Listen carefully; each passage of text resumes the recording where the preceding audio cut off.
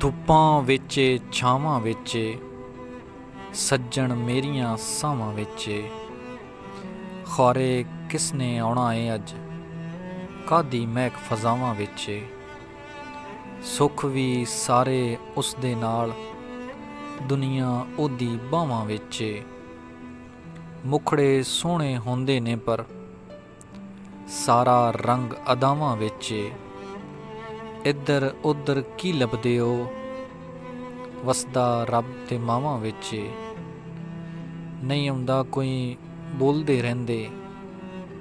ਭੈੜੀ ਆਦਤ ਕਾਵਾਂ ਵਿੱਚ ਖਿੜ ਖਿੜ ਹੱਸਦੇ ਪਏ ਨੇ ਫੁੱਲ ਵੀ ਲੱਗਦਾ ਏ ਉਹ ਰਾਵਾਂ ਵਿੱਚ।